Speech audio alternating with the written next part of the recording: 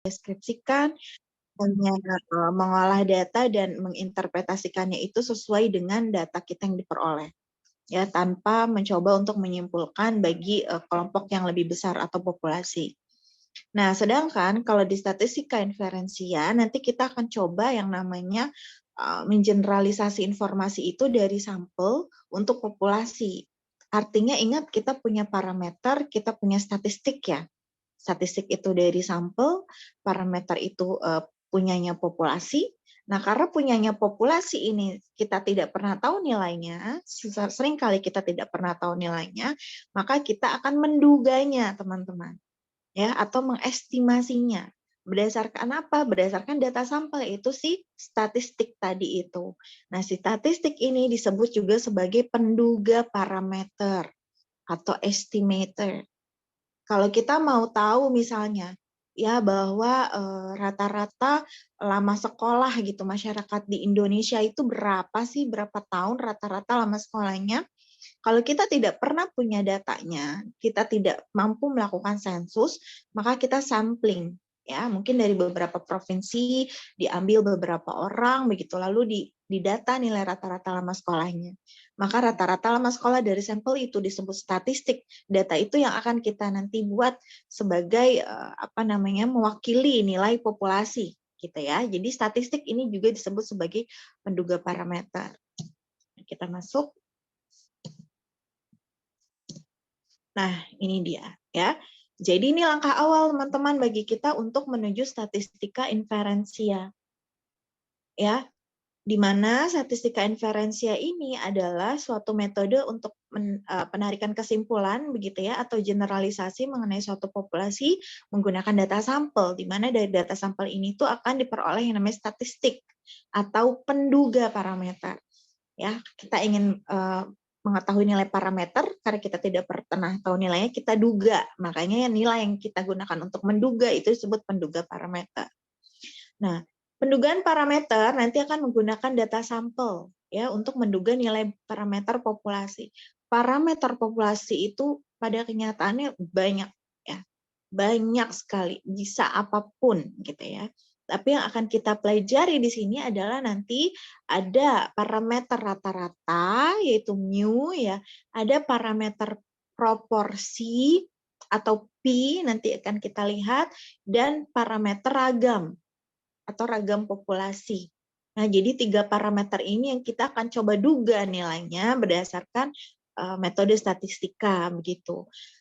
Pada statistika inferensia, setelah kita melakukan pendugaan parameter, idealnya adalah kita melakukan pengujian hipotesis. Artinya apa? Nilai yang kita sudah peroleh ini, yang sebagai penduga parameter ini, harus kita uji. Ya, apakah nilai tersebut memang bisa ya menyatakan parameter populasi gitu. Jadi nilai penduga parameter itu tidak sahih kalau kita gunakan untuk menduga nilai populasi kalau belum kita lakukan pengujian hipotesis, teman-teman. Jadi kalau tadi rata-rata lama sekolah misalnya ternyata 8,5 tahun berdasarkan data sampel, kita tidak bisa menyatakan itu untuk Indonesia begitu sebelum kita lakukan pengujian hipotesis. Ya, jadi harusnya data 8,5 tahun tadi kita uji apakah betul rata-ratanya itu mu-nya itu sama dengan 8,5. X bar-nya kan 8,5. Apakah mu-nya itu sama dengan 8,5? Nah, untuk membuktikan hal tersebut kita harus melakukan atau prosedurnya itu adalah pengujian hipotesis ya. Nah, tadi statistik yang digunakan untuk memperoleh nilai dugaan disebut penduga parameter. Jadi kalau mu statistiknya adalah X bar, ya sudah sering saya ulang-ulang. Kalau simpangan baku kan parameternya sigma, berarti statistiknya adalah S, begitu ya. Lalu kalau varians itu parameternya adalah sigma kuadrat, maka statistiknya adalah S kuadrat. Si X bar, S kuadrat, itu disebut sebagai penduga parameter. Selain disebut juga sebagai statistik, dia disebut juga sebagai penduga parameter. Nah, dalam menduga parameter, kita bisa memperoleh satu nilai saja. Misalnya X bar saja, gitu ya. Nah, itu disebut penduga titik. Jadi nilainya hanya ada satu. Ya, nilainya hanya ada satu dan itu digunakan untuk menduga nilai si parameter tadi gitu. Tapi dalam kenyataannya teman-teman, kita tidak pernah tahu kalau hanya nilainya satu itu sejauh atau sedekat apa dia dengan nilai yang sebenarnya. Karena tidak ada pembandingnya begitu ya. Jadi kalau hanya ada satu nilai, ini sebetulnya dekat atau jauh ya dengan nilai parameter yang sesungguhnya begitu. Nah, itu adalah kekurangan dari penduga titik atau ketika nilai penduga parameternya itu hanya ada satu, karena kita nggak ada gambaran seberapa dekat atau seberapa jauh nilai si statistik itu dengan parameter yang sebenarnya. Maka akan lebih baik apa jika gitu ya si penduga parameternya itu dibuat dalam bentuk selang kepercayaan atau dalam suatu range interval gitu ya. Jadi awalnya misalnya rata-rata lama sekolah Indonesia itu 8,5. Mungkin akan lebih baik kalau kita mengatakannya bahwa rata-rata lama sekolah penduduk dari Indonesia itu 8,5 tahun sampai 8,8 tahun misalnya. Nah, itu juga kalau kita ingin membuat suatu prediksi teman-teman, ya lebih baik itu dalam suatu range gitu ya, dalam suatu range karena tidak pernah tahu kalau kita hanya menyebutkan satu nilai itu apakah benar-benar tepat nilainya sedemikian gitu ya atau sejauh apa gitu, sedekat apa gitu. Maka lebih baik dibuat dalam bentuk interval ya atau range. Nah, inilah mengapa kita membutuhkan suatu selang kepercayaan. Ya, artinya tadi si penduga parameternya itu dibuat dalam bentuk interval atau selang. Karena bahkan ya, ada suatu penduga titik yang sifatnya tak bias, yang sifatnya itu efisien gitu ya. Itu pun kecil sekali kemungkinannya dia menduga parameter populasinya secara tepat. Jadi kalau tak bias itu artinya nilai dia itu sama dengan populasi gitu. Tapi seringkali penduga titik yang secara teoritis tak bias pun begitu ya, dia kemungkinannya kecil menduga parameter secara tepat. Karena tidak ada indikasinya seberapa baik dia itu nilainya itu dibandingkan dengan nilai parameter yang sebenarnya gitu. Jadi dibuatlah suatu selang kepercayaan. Selang kepercayaan itu apa? Dia suatu interval, teman-teman. Ya, dia suatu interval. Jadi ada batas bawah, batas atas gitu ya. Dia diperoleh dari nilai-nilai yang digunakan dari sampel gitu ya untuk menduga nilai parameter populasi yang sebenarnya. Nah, selang kepercayaan ini sering juga disebut confidence intervals atau ada yang menyebutkannya juga interval kepercayaan. Ada yang menyingkatnya juga dengan CI atau confidence interval. Ya, apa yang ada di dalam selang kepercayaan ini? Ada yang namanya galat atau margin of error, ya, atau maximum error of the estimate. Jadi misalnya parameter yang sesungguhnya ada di populasi ini adalah theta, teman-teman nilainya. Theta ini suatu konstanta begitu ya, yang kita tidak pernah tahu nilainya. Lalu berdasarkan sampel ya, kita ingin menduga nilai theta ini, muncullah nilai theta topi.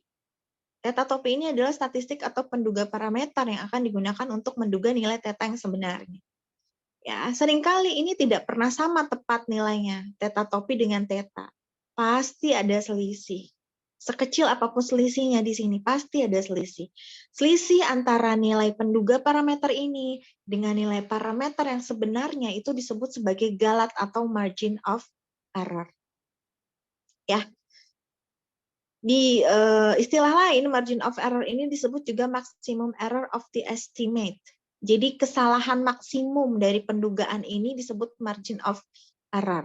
Nah, ini biasanya disimbolkan dengan huruf E kecil.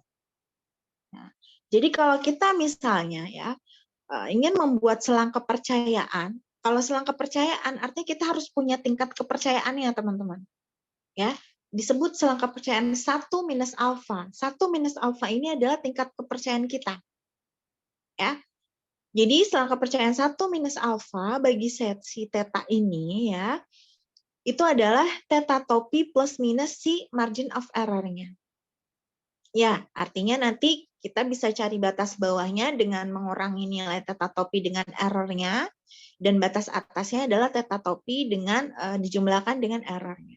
Apa sih Bu selang kepercayaan 1 minus alfa nih? Kalian lihat di bagian bawah kiri ini. Ya. Jadi koefisien kepercayaan atau derajat kepercayaan atau confidence level. Jadi 1 minus alfa ini disebutnya adalah derajat kepercayaannya. Seberapa yakin kita dalam membuat selang itu, teman-teman. Ya.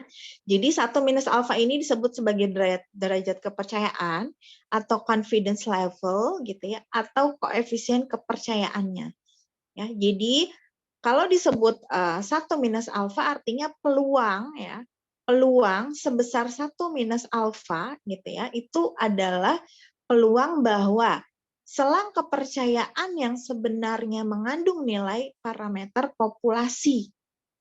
Ya, jadi itulah besarnya peluang bahwa si selang kepercayaan yang kita buat itu mengandung nilai populasi yang sebenarnya atau nilai parameter populasi sebenarnya. Ya, jadi contohnya di sini, misalnya kita punya selang kepercayaan bahwa theta topi ini berada di antara 2,75 dan 3. Ya, jadi misalnya theta topi ini lebih besar dari 2,75 dan kurang dari theta. Oke.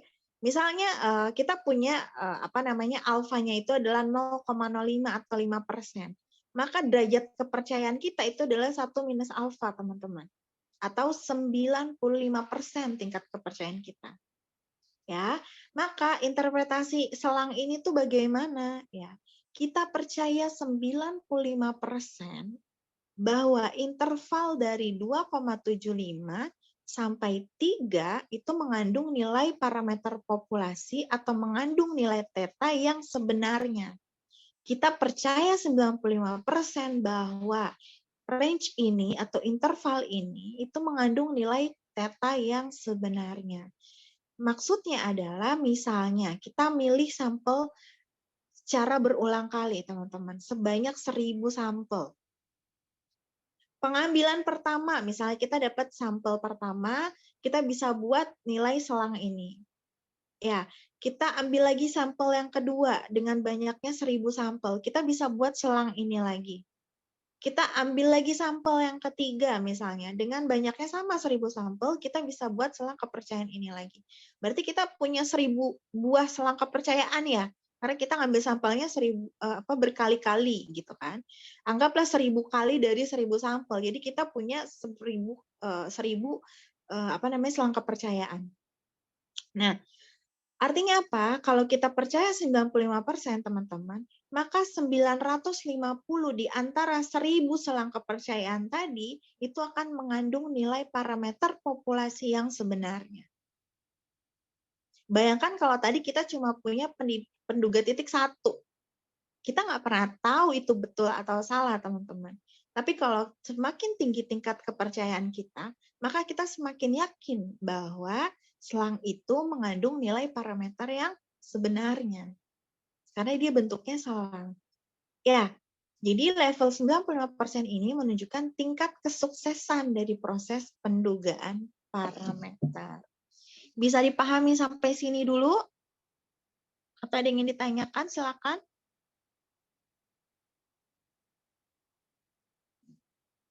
Sederhananya kalau kita misalnya punya suatu dart ya, kamu pernah tidak melakukan percobaan pelemparan anak panah gitu ya? Kita punya anak panah di sini. Targetnya di titik tengah, ya kan? Titik tengah ini disebut parameter. Ya, target kita parameter. Anggaplah di sini theta.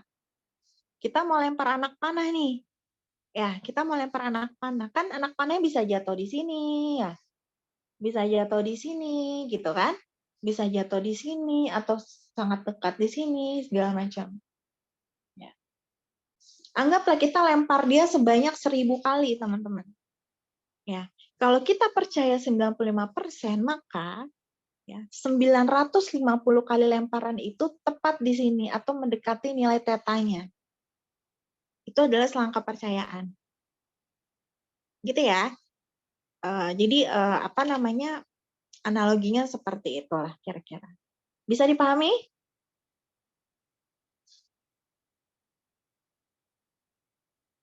Bisa dipahami tidak?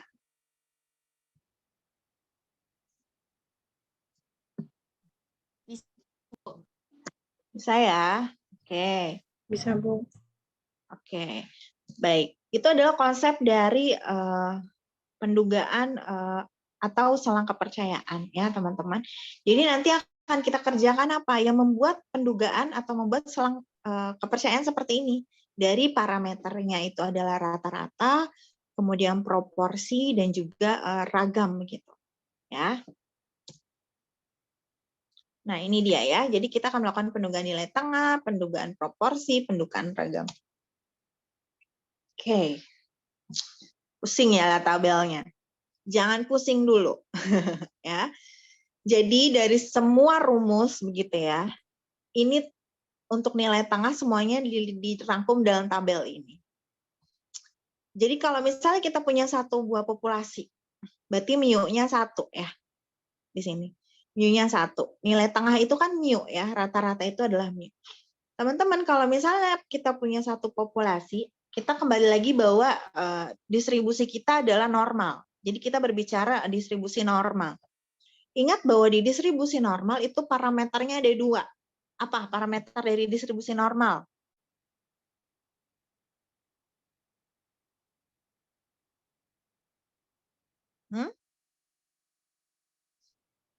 Parameter dari distribusi normal apa? Minggu lalu kita sudah belajar.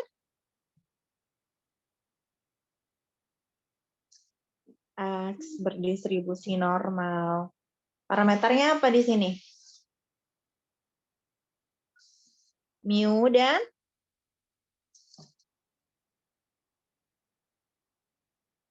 apa? X bar. Apa? X bar bukan, Bu? X bar itu parameter atau statistik?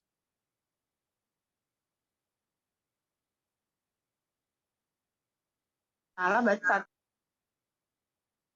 Apa? Yang kecil bukan, Bu? Normal. Z bukan, Bu?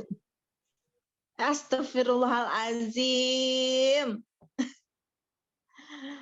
Ayo, parameter distribusi normal. Sigma, Bu. Sigma. Siapa yang berusaha menjawab? Siska. Ska, betul, sigma. Atau ada yang menuliskannya juga sigma kuadrat. Teman-teman, X bar ini statistik ya. X bar statistik, S kuadrat. Tolong dipahami bahwa statistik itu diambilnya dari sampel. Ya, dan ingat bahwa notasi atau yang membedakan antara statistik dan parameter itu adalah notasinya. Ya, jadi kalau X bar itu parameternya adalah mu. Kalau S itu adalah parameternya sigma. Kalau S kuadrat itu adalah parameternya sigma kuadrat. Teman-teman harus baca ya. Harus baca lagi. Ya, jadi jangan menghafal hitungannya saja gitu ya, atau tata cara menghitungnya, tapi konsep dari perbedaan ini mohon dipahami begitu ya. Ini kita berdasarkan populasi berdistribusi normal, teman-teman.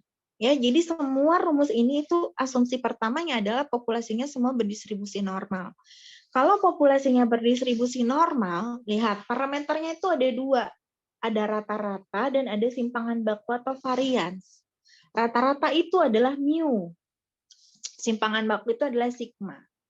Kita di sini ingin melakukan pendugaan nilai tengah saja. Ya, hanya nilai tengah saja. Kita ingin menduga nilai mu saja di sini. Pertanyaannya, kan tapi parameter dari rata-rata dari normal itu ada 2, Bu. Ada mu, ada sigma. Kalau kita mau menduga mu saja, berarti nasib sigmanya gimana? Nasib sigmanya itu di sini dijadikan sebagai kondisi syarat. Ya, jadi misalnya untuk menduga mu, kondisi pertama adalah sigmanya ini diketahui. Nilai simpangan baku populasinya ini diketahui. Yang kedua adalah kita ingin menduga nilai mu, tapi sigmanya juga tidak diketahui. Punya populasinya itu simpangan bakunya juga nggak diketahui. Ya, makanya di sini kalau sigmanya diketahui, teman-teman, kita nanti menghitung margin of error-nya menggunakan Z. Oke, Z alfa per 2 dikali sigma per akar N. Ininya sigma. Ingat tadi bahwa selang kepercayaan itu adalah theta topi plus minus error, gitu ya. Berarti di sini ini adalah margin of error-nya. Maka selang kepercayaannya, statistik ini itu siapa? Nih, baru X bar. Maka X bar plus minus margin of error-nya. Ini dia margin of error. Dapatlah nilainya. Sekarang, Bu, saya mau menduga mu, tapi sigmanya nggak diketahui juga punya populasinya. Simpangan bakunya punya populasinya nggak diketahui. Gitu. Maka kita jangan pakai sigma, tapi pakai S, simpangan baku sampel. Tapi tabelnya juga berubah, bukan Z lagi, tapi pakai T. Ini udah dibahas nih minggu lalu nih. Ya. Jadi kalau kita ingin menduga suatu nilai tengah dari suatu kondisi populasi yang sigmanya itu tidak diketahui, kita gunakan margin of error yang kedua ini. Maka selang kepercayaannya tinggal X bar plus minus dari margin of error ini. Bagaimana melihat T alfa per 2? Berarti nanti ya kita lihat di tabel T. Tabel T itu ada nilai alfanya ya, atau alfa per 2, ingat ada one side, ada one tail, ada two tail, nanti kita lihat contohnya. Derajat bebasnya itu adalah N-1, banyaknya sampel dikurang 1. Itu dapat nilai tabelnya.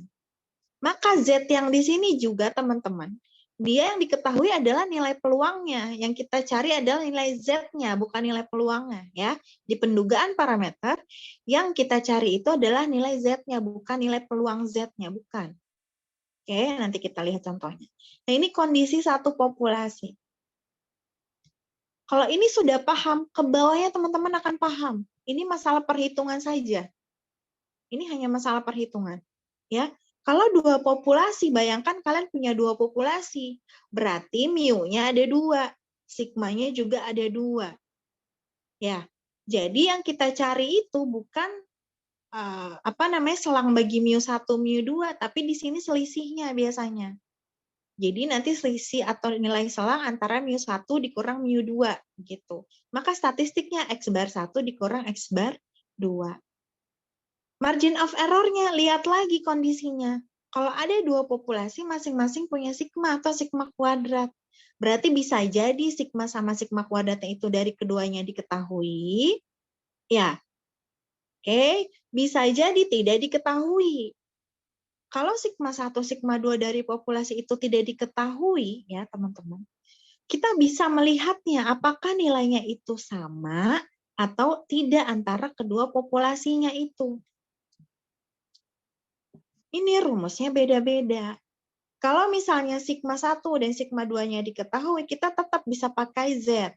Tapi untuk si simpangan baku atau ragamnya ini, posisi yang sebelah kanannya ini berubah jadi akar sigma 1 kuadrat di bagian 1. Artinya ini ragam dari populasi 1 dibagi banyaknya sampel yang pertama, ditambah ragam dari populasi kedua dibagi jumlah sampel yang dari sampel kedua. Begitu ya. Selang kepercayaannya mengikuti ya, sebelah kanannya ini ikut semua dengan margin of error. Lihat lagi, kalau tidak diketahui dan kita anggap bahwa ragam dari populasi yang pertama itu sama, begitu ya, maka di sini sudah pakai T, karena dia tidak diketahui. Kuncinya kalau pakai T itu adalah sigmanya tidak diketahui aja dulu, gitu ya. Nah, S-nya di sini ada yang dinotasikan SP. SP itu apa? SP itu adalah gabungan.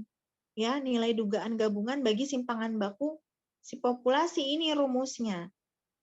Ya, jadi jumlah sampel yang pertama dikurang 1 dikali ragam dari sampel yang pertama. Ya, lalu di sini banyaknya sampel dari sampel kedua dikurang 1 dikali ragam dari sampel yang kedua dibagi jumlah dari sampel 1 dan 2 dikurang 2. Margin of error yang ngikutin di sini. Ya, untuk selang kepercayaan. Nah, kondisi yang selanjutnya adalah kalau misalnya dia tidak diketahui, ya, ragam dari populasi 1 dan ragam dari populasi 2-nya, dan kita asumsikan bahwa kedua ragamnya itu berbeda atau tidak sama. Ya, berarti Ini adalah margin of error-nya. Menggunakan T kali akar S1 kuadrat per N1 ditambah S2 kuadrat per N2. Nah, jadi kalau yang atas ini dia lebih ribetnya adalah menghitung SP, tapi derajat bebasnya mudah, yaitu N1 plus N2 dikurang 2, ya. Tabelnya nanti lihatnya. Kalau yang sigma untuk kondisi yang kedua ya, ragam dari populasi satu ini berbeda begitu, maka kalian menghitung ininya sederhana, tapi derajat bebasnya yang agak kompleks ya. Ini hanya perkara kecermatan dan ketelitian perhitungan saja. Ya, saya yakin kalian bisa menyelesaikan semua perhitungan ini berapapun angkanya di sini. Sudah ada bantuan kalkulator, ya kan? Sudah ada bantuan Microsoft Excel. Hanya kalian perlu cermat dalam menentukan apakah dia pakai Z atau pakai T. Ya, apakah dia sigmanya diketahui atau tidak diketahui? Kuncinya di sini. Ini rumusnya. Akan ada soal atau kasus misalnya, ya, ada suatu kasus. Yang pertama kali kalian lihat itu adalah apakah sigmanya diketahui, apakah simpangan baku populasinya tuh diketahui di si kasus tersebut atau di soal tersebut. Kalau misalnya ya simpangan baku dari suatu populasi itu ada nilainya atau diketahui, ya yes di sini. Lihat lagi informasinya, apakah di kasus tersebut populasinya dikatakan berdistribusi normal. Kalau ternyata ia berdistribusi normal, langsung pakai Z perhitungannya. Tapi kalau misalnya sigmanya diketahui, tapi dia bukan berasal dari populasi yang berdistribusi normal, cek apakah banyaknya sampelnya lebih dari 30. Ya, kalau lebih dari 30 masih bisa pakai Z, teman-teman. Sekalipun awalnya populasinya tidak berdistribusi normal. Tapi kalau N-nya lebih besar dari 30, maka kita pakai Z. Bagaimana Bu kalau misalnya sigmanya itu diketahui, tapi populasinya bukan berdistribusi normal dan sampelnya kurang dari 30, jangan pakai Z. Dan jangan juga pakai T, teman-teman. Ya, ini harusnya menggunakan uji yang namanya non-parametrik. Itu tidak kita pelajari di sini. Itu mata kuliah tersendiri. Ya, jadi nanti dalam membuat pendugaan parameter nilai tengah, kalian harus lihat dulu apakah sigma atau simpangan baku populasinya ada. Kalau ada, oke, kalian bergerak ke kiri. Apakah disebutkan populasinya berdistribusi normal? Iya, otomatis pakai Z. Bu, tidak ada informasi populasinya berdistribusi normal. Lihat banyaknya sampelnya berapa. Kalau sudah lebih dari 30, maka dia menggunakan distribusi Z. Ya, mudah sekali ini menentukannya. Ya. Lalu, kalau misalnya kondisinya sigma atau simpangan baku dari populasinya tidak diketahui, teman-teman. Kalau tidak diketahui, ya, kita harus tetap mengecek apakah populasinya berdistribusi normal. Kalau sigmanya tidak diketahui, tapi dia berdistribusi normal, populasinya pakai T. Ya, pakai T. Kalau misalnya ternyata dia tidak berdistribusi normal, lihat banyaknya sampelnya berapa. Kalau lebih dari 30 masih bisa pakai T, tapi kalau kurang dari 30 dia menggunakan non-parametrik. Ya, ini untuk menentukan apa? Untuk menentukan ini. Nih, ya, pakainya itu rumus margin of error-nya itu yang Z atau yang T gitu. Karena kalian nanti bingungnya di situ paling. Ya, jadi ini tabel 71 ini ya, tabel yang bisa merangkum kapan kalian itu memilih Z dan T. Sama ini mau satu populasi, mau dua populasi sama teman-teman. Ya, kapan pakai Z? Kalau sigmanya diketahui dan populasinya berdistribusi normal. Atau ya, sigmanya diketahui ya, dan N-nya ini lebih besar dari 30. Penekanannya ada di mana? Di sigmanya diketahui. Awalnya di situ dulu aja. Simpangan baku dari populasinya atau ragam dari populasinya diketahui, maka pakai Z. Ya. Dan N-nya tentu harus lebih besar dari 30. Bu, kalau misalnya sigmanya diketahui ya, populasinya distribusi normal, tapi N-nya kurang dari 30, nggak masalah dia pakai Z. Karena dia sudah dipastikan populasinya berdistribusi normal. Ya. Kalau pakai T itu kapan? Sigmanya tidak diketahui, ya, sigma tidak diketahui dan populasinya berdistribusi normal. Atau ya, sigmanya tidak diketahui begitu ya. Dan dia N-nya lebih besar dari 30. Banyaknya sampel lebih besar dari 30. Selain dua ini, teman-teman pakai metode non-parametrik namanya. Nah, ini tidak di sini ya. Karena sudah tidak berdistribusi normal ya. N-nya juga lebih kecil sama dengan 30 begitu. Jadi tidak bisa menggunakan uji Z, pakai statistik Z dan juga T atau distribusi Z dan juga distribusi T. Oke, kita coba lihat dulu contoh soalnya ya. Itu keliru yang saya share kepada kalian ya. Apa namanya solusinya? Jadi ini untuk kasus nilai sigma tidak diketahui mengapa ya. Kita lihat bahwa di sini suatu contoh acak atau suatu sampel gitu ya. Berarti sampel yang ini ada 36 mahasiswa tingkat akhir. Ya, jadi 36 mahasiswa tingkat akhir menghasilkan nilai tengah dan simpangan baku untuk rata-rata nilai mutu itu adalah 2,6 dan 0,3. Jadi 2,6 ini adalah rata-rata nilai mutu dari 36 mahasiswa, 0,3 ini adalah simpangan bakunya. Kita diminta untuk membuat selang kepercayaan dengan tingkat kepercayaan 95% dan tingkat kepercayaan 99% bagi nilai tengah rata-rata nilai mutu seluruh mahasiswa tingkat akhir. Kebayang. Jadi kita punya sampel 36 mahasiswa, kita mau tahu nih, ya kira-kira sebetulnya rata-rata nilai mutu dari seluruh mahasiswa tingkat akhir tuh berapa. Berdasarkan data sampel ini kita bisa membuat selang kepercayaannya. Berapa tingkat kepercayaan yang diminta? 95% dan 99%. Kita tulis dulu di sini apa yang diketahui. Ya, kita diminta untuk menduga gitu ya, nilai tengah rata-rata bagi seluruh mahasiswa. Artinya mu-nya yang kita cari di sini. Ya, kita punya data Pak X bar. X bar itu adalah rata-rata sampel. Itu adalah 2,6. Saya tanya, sigmanya diketahui atau tidak di sini? Diketahui, Bu. Sigmanya diketahui kah? Mengapa diketahui, Haikal?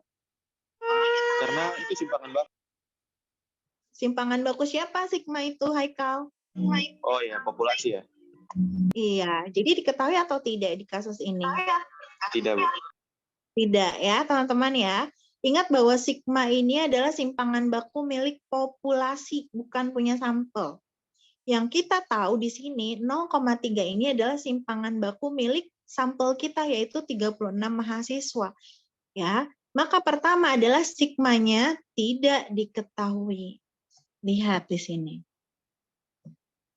Apakah sigmanya diketahui? Tidak. Oke.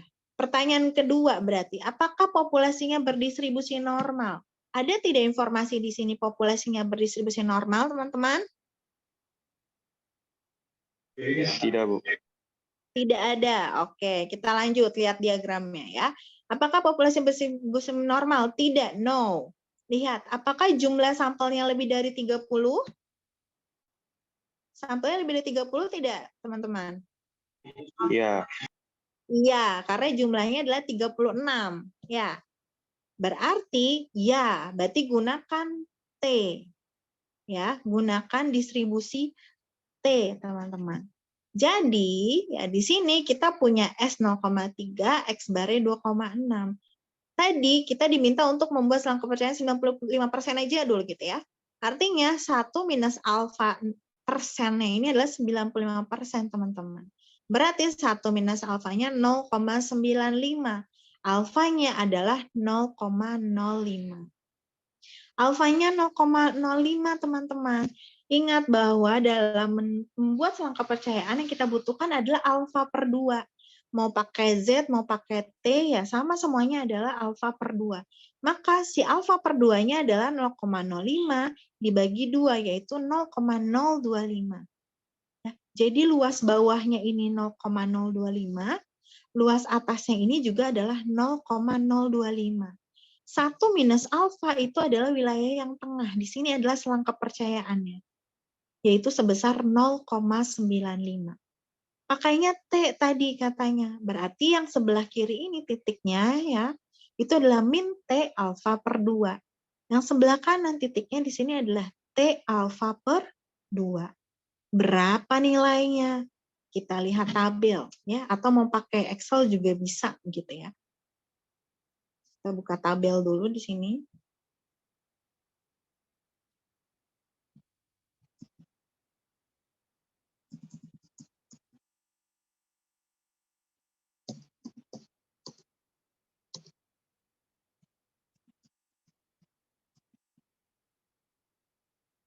Oke.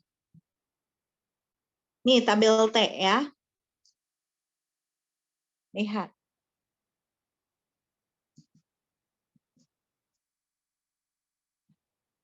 Sebentar.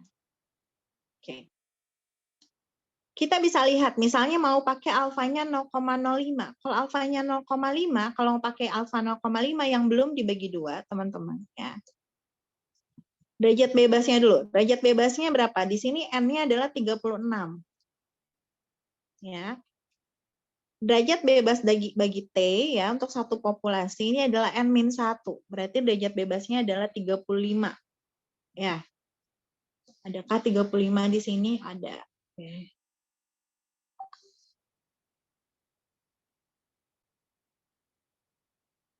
Semoga terlihat ya. Nah, teman-teman, ini ada untuk yang luasnya sebelah kiri tabelnya. Ya. Atau sebelah kanan saja. Ya. Jadi ini tuh bisa satu arah, bisa dua arah. Nah, kalau kalian mau pakainya yang 0,05, berarti kalian gunakannya two tail. Dia belum dibagi dua kan? Berarti dia nanti dipilih di tabelnya itu adalah yang two tail. Ini yang bawah ini nih, two tails. 0,05 ya, yang belum dibagi ya. Lihat di 35. Nih, degree of freedom. Sebelah sini adalah derajat bebas. 35, 0,05, yaitu 2,03 nilai T tabelnya. Misalnya harusnya 2,03 ya, di perhitungan di belakangnya sudah benar. Nah, jadi ini 2,03. Bu, saya mau lihatnya dari angka 0,025 misalnya. Berarti kalau kalian mau lihatnya dari angka 0,025-nya, kalian jangan yang two tails, tapi one tails. Karena dia sudah dibagi dua nih. Jadi satu ekornya itu 0,025, teman-teman. Berarti lihatnya di sini, area in one tail. 0,025 dan barisnya adalah 35. Sama, jawabannya adalah 2,03. Bisa paham lihat tabelnya? Bisa ya. Jadi kalau kalian mau pakai alfanya ini yang belum dibagi dua, yaitu 0,05, berarti lihatnya two tails. Tapi kalau kalian mau lihatnya itu adalah yang sudah dibagi dua, maka kalian lihatnya di one tail. Ya, yang derajat bebas ininya adalah N-1. Banyaknya sampel dikurang 1. Artinya ya di sini minus ya 2,03, yang sebelah kanannya ini adalah plus 2,03. Ya, jadi di sini plus minus 2,03. Berarti selang kepercayaan 95% bagi mu ya, itu adalah X bar plus minus T alfa per 2 dikali S per akar N. X barnya tadi adalah 2,6, T-nya T 0,025 itu adalah 2,03 ya. Lalu S-nya tadi adalah 0,3 di soalnya. N-nya tadi 36, jadi akar dari 36. Maka di sini 2,6 plus minus 0,101. Yang tidak lain adalah mu-nya ini berada di antara 2,49. Dari mana 2,49? 2,6 dikurangi 0,101. Ya, 2,702 diperoleh dari mana? 2,6 ditambah 0,101. Oh, berarti nilai rata-rata atau nilai tengah dari nilai mutu seluruh siswa tingkat akhir itu ada di antara 2,498 dan 2,702. Jadi nilai inilah yang digunakan sebagai penduga parameter nilai tengah yang sebenarnya, teman-teman. Tidak lagi menggunakan 2,6 ini sebagai penduga parameternya, tapi sudah dibuat dalam bentuk selang kepercayaan. Maknanya apa dengan selang kepercayaan yang dihasilkan? Kita percaya 95%, karena tadi tingkat kepercayaannya 95% ya. Kita percaya 95% bahwa nilai tengah bagi rata-rata nilai mutu seluruh mahasiswa tingkat akhir itu ada di antara, ini harus diganti 2,498 dan 2,702. Atau dengan kata lain, kita percaya bahwa 95% nilai atau perbedaan nilai tengah contoh yaitu 2,6 dengan nilai yang sesungguhnya atau mu yang kita tidak tahu nilainya itu, perbedaannya tidak lebih dari 0,1. 0,1 dari mana? Nih, yang sisi sebelah kanan margin of error-nya. 0,1. Ya. Jadi kita percaya bahwa 90% kita percaya bahwa selisih atau perbedaan antara X bar atau 2,6 dengan nilai mu yang sebenarnya itu tidak akan lebih dari 0,1. Itu juga bisa dijadikan interpretasi yang kedua. Kalau kalian nanti melihat quick count, ya, atau survei polling, ini udah mau pemilihan capres ya, sudah ada yang mendeklarasikan dari partai apa, mencalonkan siapa. Biasanya setelah ini mulailah ada survei atau quick count atau polling begitu ya, mengenai hasil atau preferensi masyarakat Indonesia tuh memilih capres siapa. Mereka pasti akan menyertakan margin of error. Margin of error 1%, margin of error 5% misalnya. Artinya apa? Artinya mereka percaya bahwa hasil quick count mereka itu errornya atau selisih nilai quick count dengan nilai pemilu yang sebenarnya itu tidak akan melebihi nilai margin of error yang mereka tentukan. Makanya semakin baik itu margin of error-nya semakin kecil atau semakin besar, teman-teman.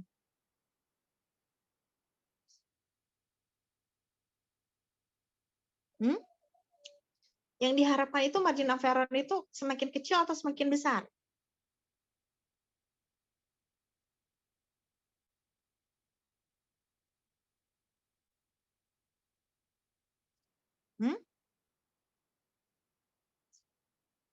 Kalian maunya nilai statistik itu semakin dekat atau semakin jauh dengan parameternya?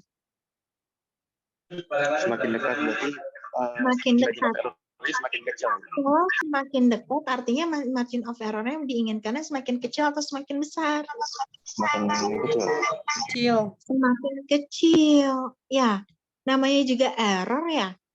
Margin of error berarti semakin kecil. Kalau kalian punya populasi parameternya di sini, tentu kalian berharap bahwa nilai dugaan kalian tuh nggak jauh-jauh banget gitu ya. Dari apa yang seharusnya kalian ketahui di sini. Sama halnya dengan quick count gitu ya. Quick count juga pasti berharapnya bahwa hasil perhitungan cepatnya itu justru semakin dekat dengan nilai pemilu yang sebenarnya. Persentasenya lah, anggap seperti itu. Ya. Sekarang kalian sudah punya ilmunya gitu. Jadi kalau lihat hasil quick count, lihat margin of error-nya, oh berarti mereka percaya bahwa nilai quick count mereka itu selisihnya, persentasenya dengan nanti hasil real count gitu ya oleh KPU itu jauhnya atau bedanya tuh nggak akan lebih dari margin of error yang mereka tentukan. Gitu ya. Itu konsep dari margin of error, teman-teman. Ya, jadi jangan bingung. Oke, nah semoga ini bisa dipahami contoh yang pertama dulu. Silakan kalau ada pertanyaan atau yang masih bingung. Ibu, saya mau nanya yang slide sebelumnya tuh. Ini? Ya, itu kan ada 2. Itu maksudnya berarti yang one tail dua-duanya, Ibu? Maksudnya apa, Haikal? Kan alfanya kan 0,05 itu two tail. Nah, untuk yang grafik bawahnya itu, yang merah itu udah jadi one tail ya? Iya, betul. Yang warna biru juga? Iya, betul. Tapi yang warna biru ini biasanya pakai Z ya. Kalau T nggak seperti ini. Yang biru ini tadinya pakai Z. Ini salah, yang biru abaikan aja. Ya, yang biru abaikan baik, saja. Bu. Berarti kita lihat yang merah aja itu udah one tail ya? Betul. Oke, baik. Terima kasih, Bu. Ya, sama-sama Haikal. Yang biru abaikan saja ya. Yang biru abaikan, nanti saya hapus. Tadinya saya pakai Z di sini. Oke. Ada lagi pertanyaan yang lain?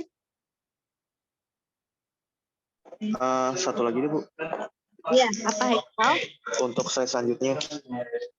Selanjutnya ini. Berarti itu yang hasil untuk mu-nya yang kurang dari itu salah salah ketik aja, Bu. Itu kan kalau 2,6 dikurang 0,101 seharusnya 2,499. Iya, sama yang ini saya bulatkan 2,701. Iya, betul. Ya. Oh, berarti seharusnya 2,701 gitu ya. Ya, ini tadi saya pakai Excel, jadi ada pembulatan mungkin ya. Jadi ada pembulatan yang berbeda begitu. Jadi di sini saya menuliskannya 2,702 dan 2,498. Tapi kalau misalnya intinya adalah yang penting kalian paham di sini yang sisi kiri itu dikurangi ya. 2,6 kurang 0,101, sebelah kanan adalah 2,702 begitu. Oke? Michael? Oke, baik Bu. Ya. Teman-teman yang lain tidak ada yang ingin bertanya? Tidak, Bu. Tidak? Oke. Kalau gitu kita lihat contoh berikutnya. Ya? Ibu, maaf izin bertanya untuk bagian mencari nilai T-nya itu saya kurang paham untuk nyarinya itu Oke. bagaimana. Baik. Ini Dinda ya? Dinda atau siapa yang bertanya nih? Ya, di dana dia Bu Guru. Dinda dia. Cara mencari nilai T-nya, kalian bisa dua cara. Ya. Kan kalian nanti kalian akan diberitahu tingkat kepercayaan yang pertama. Artinya kalian punya 1 minus alfanya berapa.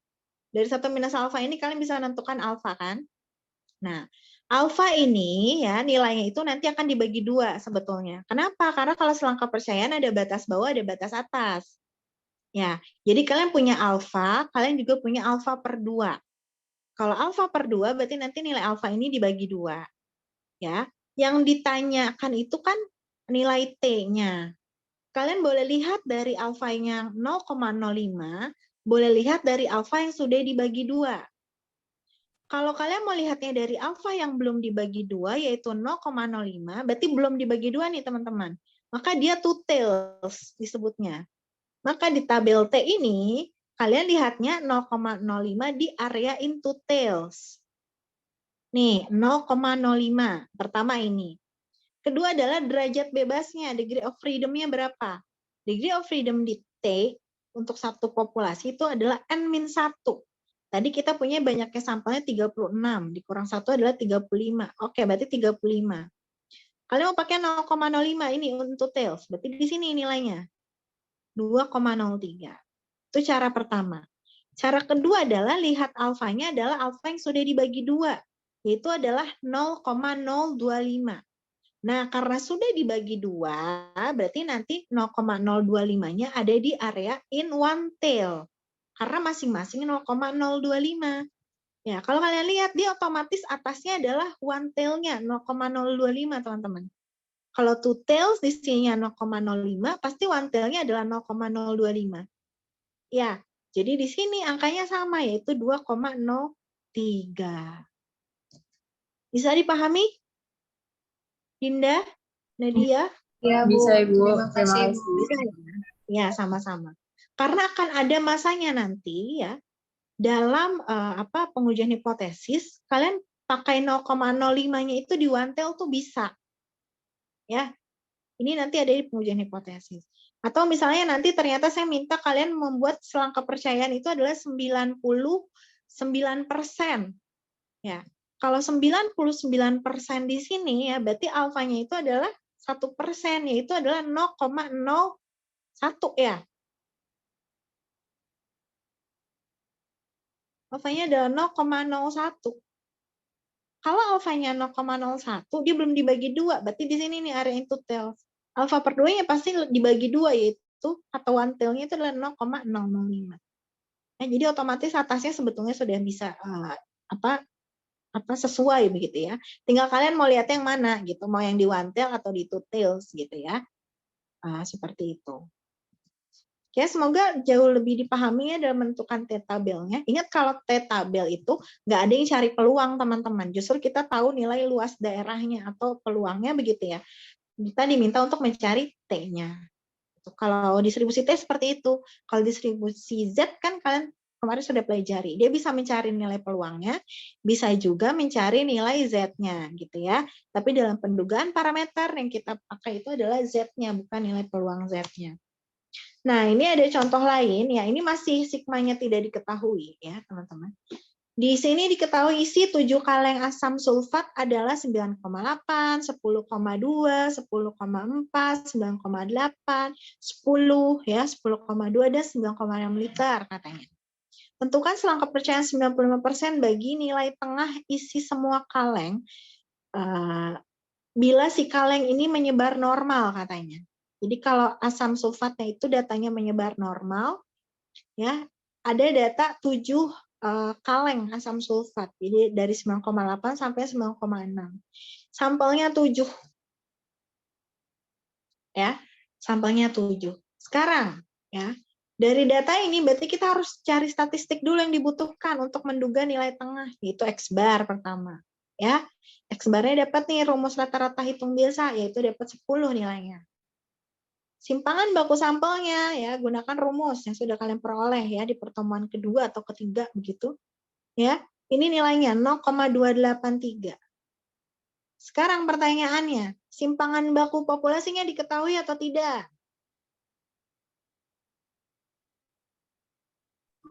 Tidak, Bu. Tidak. Oke, kalau tidak, populasinya berdistribusi normal atau tidak? Iya.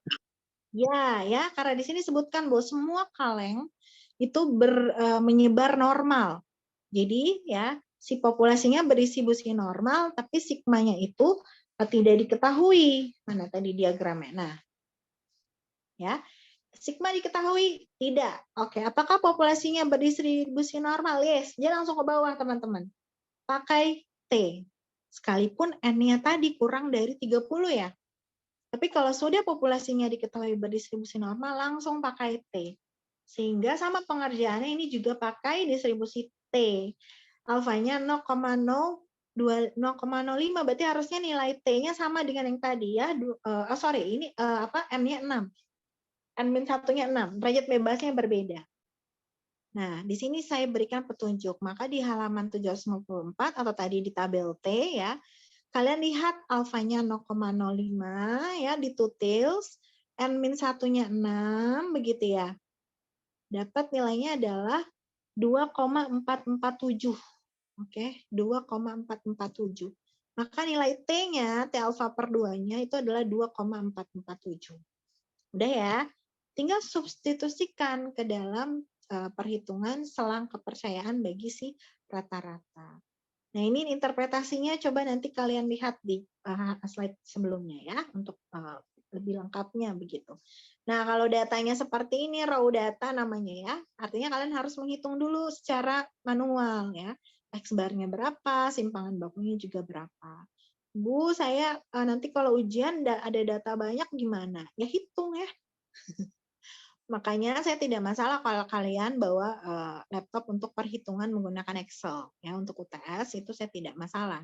Ya, tapi nanti pengerjaannya tetap di lembar UTS gitu. Oke, sampai sini juga. Ada yang ingin ditanyakan dulu, silakan. Kalau sigmanya diketahui ya, berarti kalian tinggal gunakan Z saja gantinya ya. Rumusnya di sini ya, bukan T tapi diganti Z.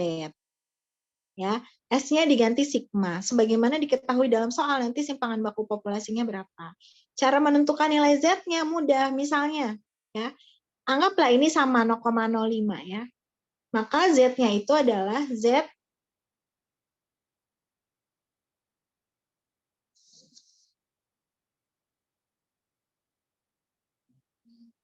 ya. Berarti nanti di sini luasnya adalah 0,025. Ini juga 0,025. Berarti di sini adalah min Z alfa per 2. Di sini adalah Z alfa per 2. Coba kita lihat 0,025 kan di sini berarti luasnya. Ingat tabel Z juga luasnya yang sebelah kiri ya. Berarti kalian ambil saja yang ini. Ya. Nah ini maksud saya. Kalian bisa pakai yang ini atau bisa pakai yang ini untuk Z. Ya. Misalnya pakai yang ini untuk yang minus. Karena otomatis ini nanti sama nilainya, hanya bedanya di tanda positif saja. Ya, 0,025 teman-teman. Kita cek. 0,025. Ada yang melihat 0,025?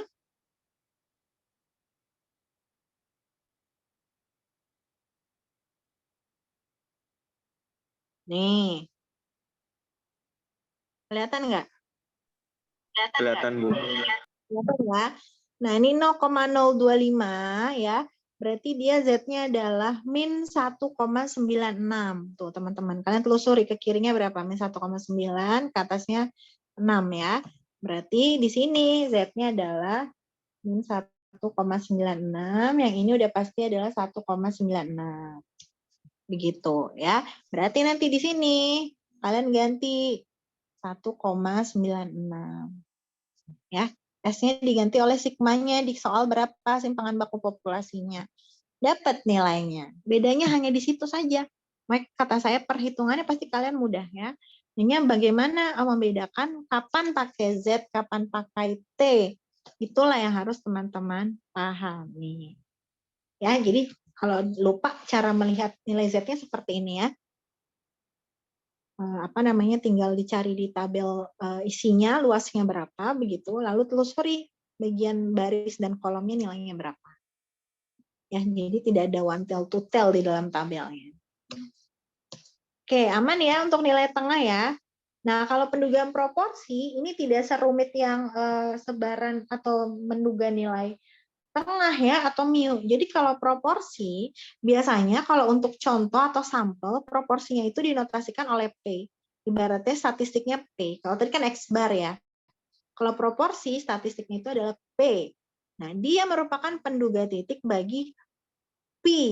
Nih, proporsi populasi. Jadi kalau proporsi notasi parameternya itu adalah P, teman-teman.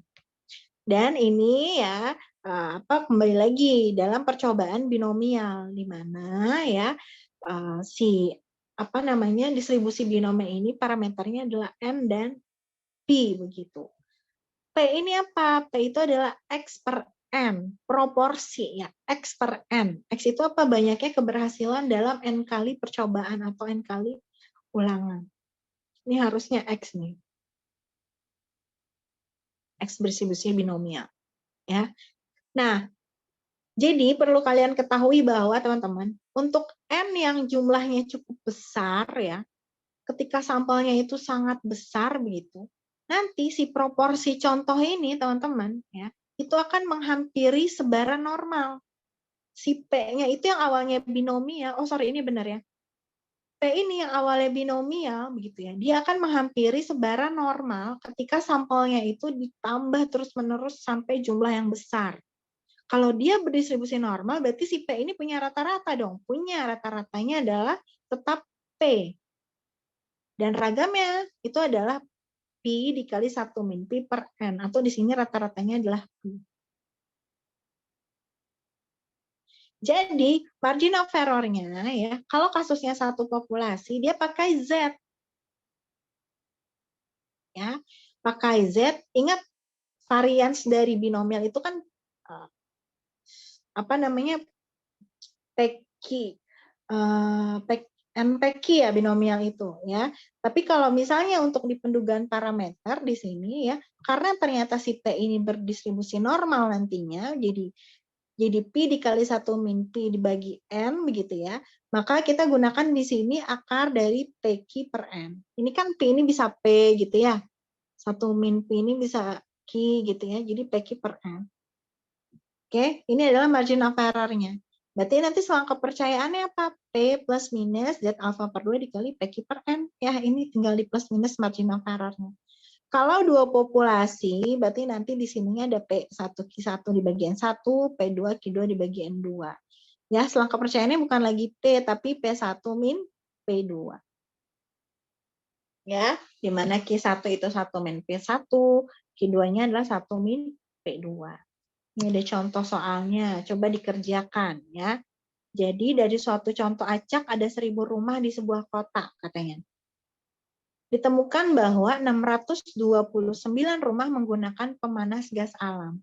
Buat selang kepercayaan 95% bagi proporsi rumah-rumah di kota ini yang menggunakan pemanas gas alam. Teman-teman, kita punya N di sini. Ya, N-nya adalah 1000. Kita punya apa lagi? Kita punya X. X itu apa? X itu adalah banyaknya rumah yang menggunakan pemanas gas alam. berarti sama dengan 628.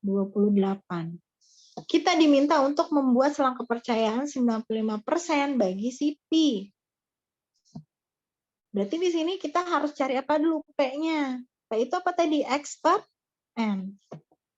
Baru kalian masukkan rumus yang ini. Udah ya? Kalau misalnya ternyata kita diminta untuk membuat selang kepercayaan bagi proporsi rumah-rumah yang tidak menggunakan pemanas gas alam, berarti X-nya di sini berapa, teman-teman? 1000 dikurang 628. Oke, bagus. Ya. Jadi hati-hati dalam menentukan X-nya, teman-teman. Kalian lihat saja di sini, ya. Yang diketahui apa, yang ditanyakan apa. Nah, ini kebetulan sama nih, sama-sama dimintanya pemanas yang pakai ya, yang pakai pemanas gas alam.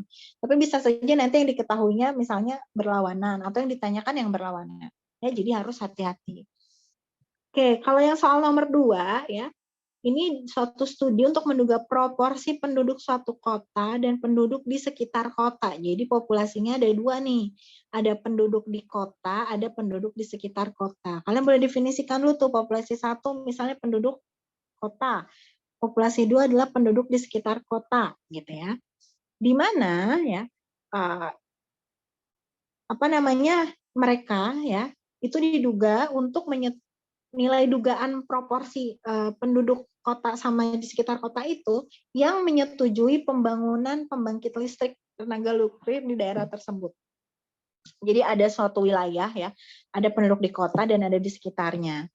Nah, mereka itu diminta pendapatnya begitulah ya, siapa yang setuju adanya pembangunan pembangkitan listrik di sana, tenaga nuklir di daerah tersebut. Ternyata ya, di penduduk kota itu 52 dari 100 yang setuju. Sedangkan di penduduk sekitar kota itu ada 34 dari 125. Nah, berarti kan kalian lihat yang ditanya apa? Buat selang kepercayaan bagi selisih antara proporsi penduduk kota dan sekitar kota yang menyetujui.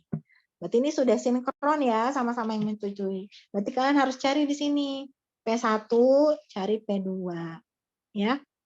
Cari Q1, cari Q2. Oke.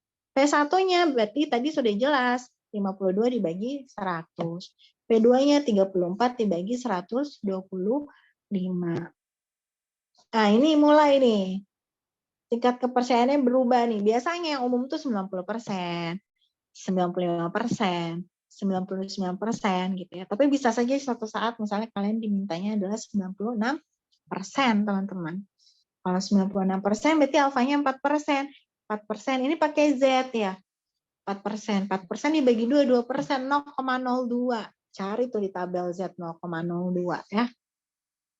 Nggak akan ada yang sama persis. Jadi kalian harus lihat yang mendekati yang mana. Atau dicek apakah dia nilainya rata-rata dari 2 buah Z gitu ya. Kalau kalian ingat minggu lalu. Nah, ini adalah proporsi teman-teman. Bisa dipahami ya?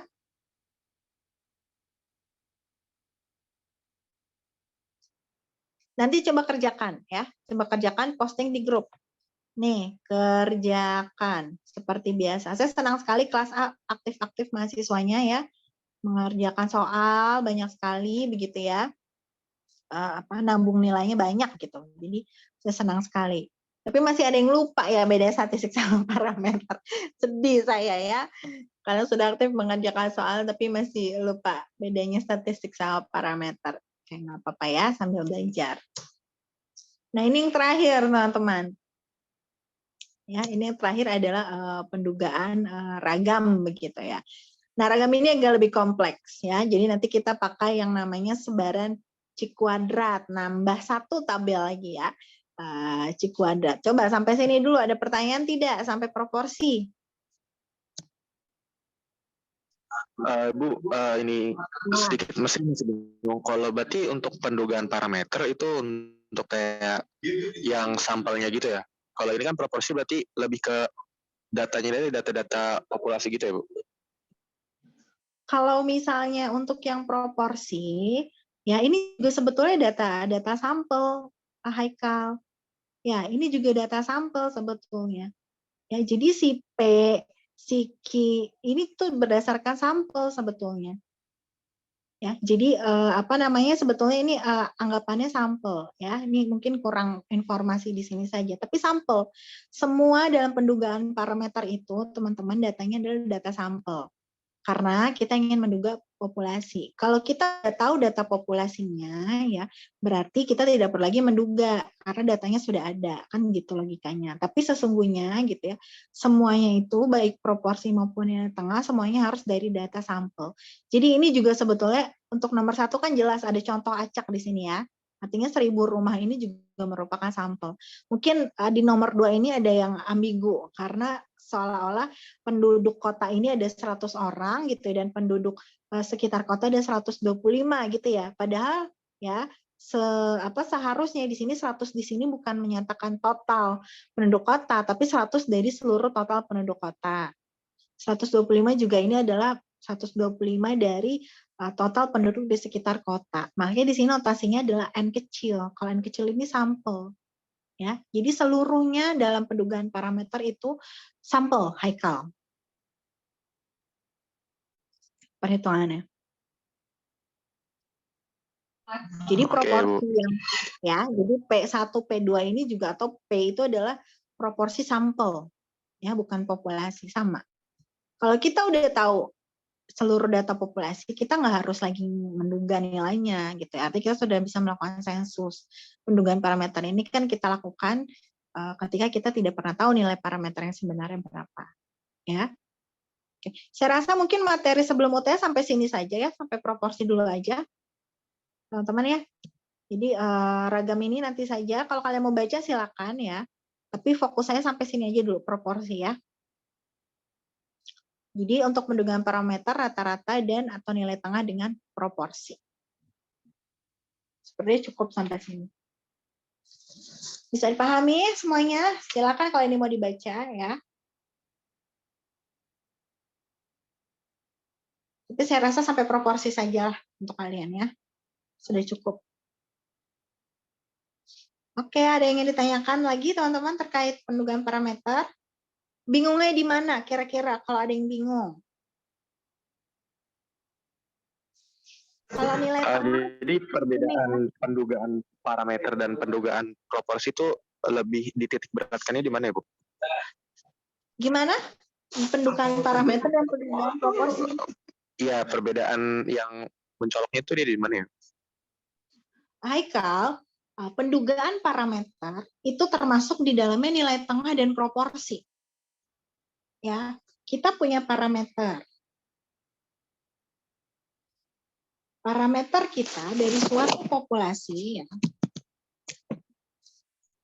Kita punya populasi nih di sini teman-teman. Kalian lah mahasiswa misalnya di sini ada 39 orang.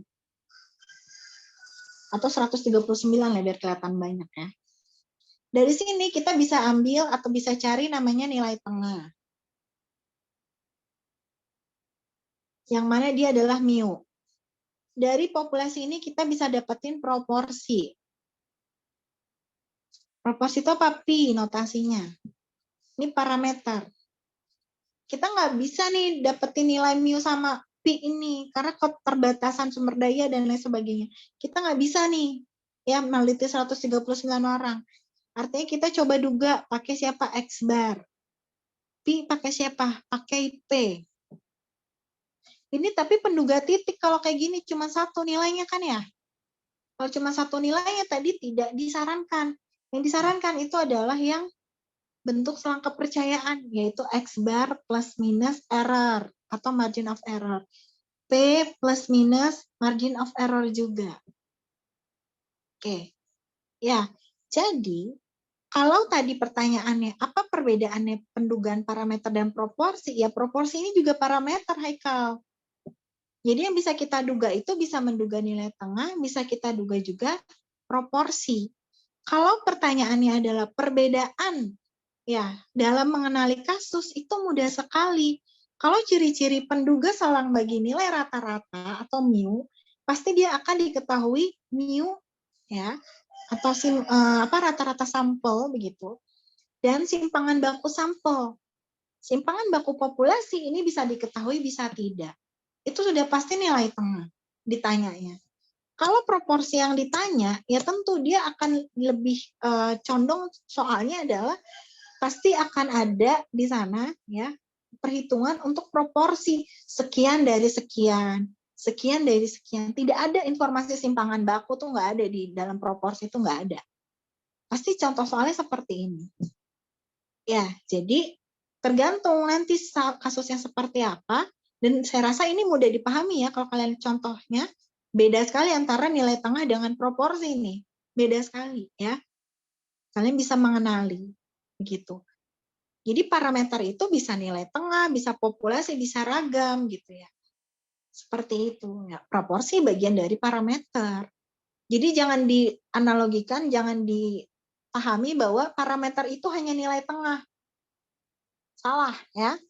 Parameter itu bisa nilai tengah, bisa proporsi, bisa ragam, bisa simpangan baku, bisa apapun. Ya, tapi yang kalian pelajari di sini berarti nilai tengah dan proporsi saja. Yaitu mu dan pi saja. Bisa dipahami Haikal?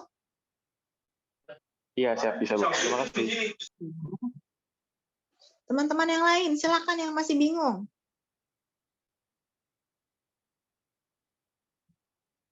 Kalau nilai tengah, kalian kuncinya di sini aja, udah.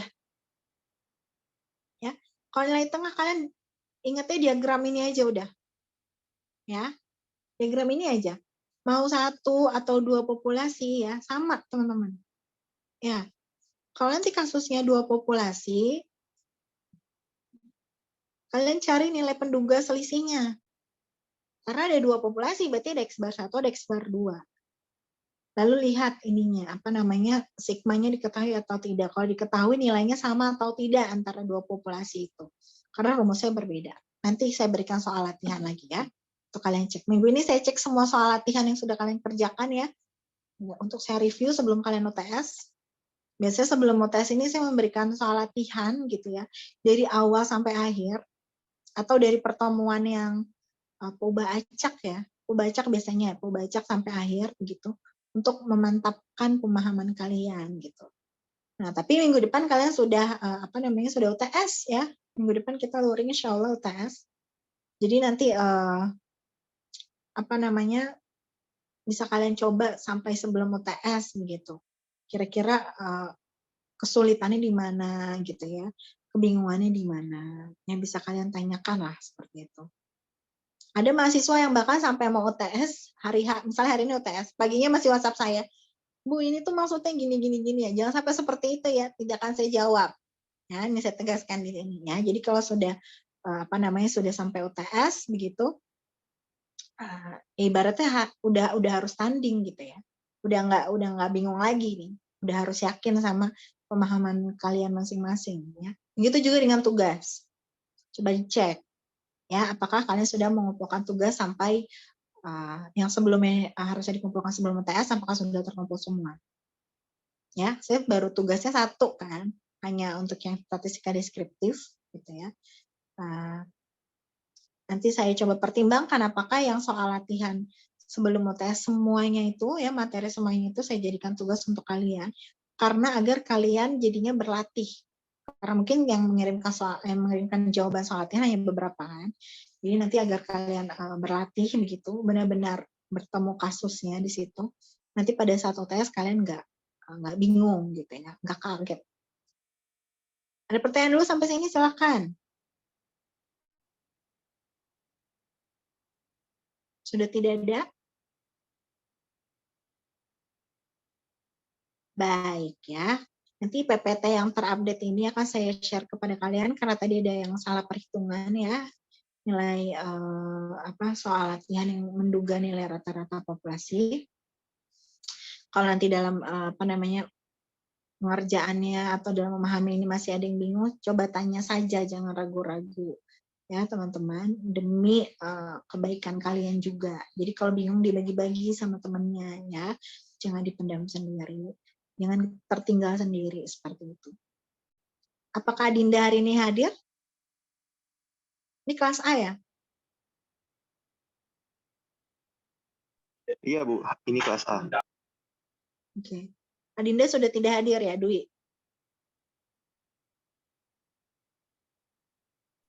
Nah, Bu. Adinda tidak hadir ya? Oh, Adinda sepertinya keluar, Bu. Adinda itu kan yang pulungan itu. Iya. Iya, Bu. Oke. Berarti sudah fix tidak hadir ya. Kemarin menghubungi saya beberapa hari lalu ya. Oke, teman-teman, semoga apa yang kalian pilih dari awal untuk menempuh pendidikan di pendidikan matematika UNJ ini tetap konsisten ya. Saya yakin pasti masing-masing punya kesulitan sendiri-sendiri dalam menghadapi atau beradaptasi dengan situasi yang baru. Dari SMA ke kuliah, saya yakin juga masih ada yang merasa tertinggal mungkin ya. Tapi kembali lagi speak up ya. Yang bisa menolong diri kalian itu adalah diri kalian sendiri. Jangan cepat putus asa, misalnya yang awalnya kalian introvert gitu ya.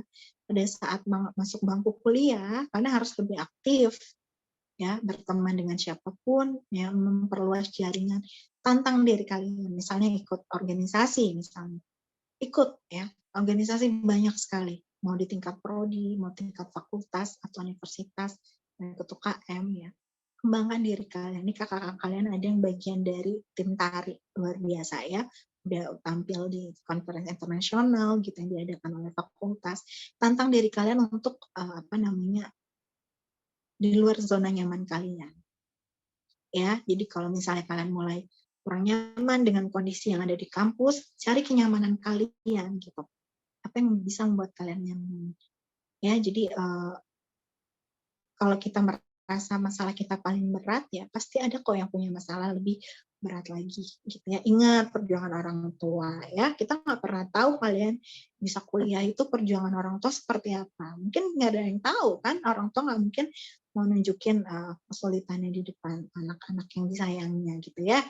Jadi semoga kalian tetap semangat ya menjalani perkuliahan, begitu konsisten.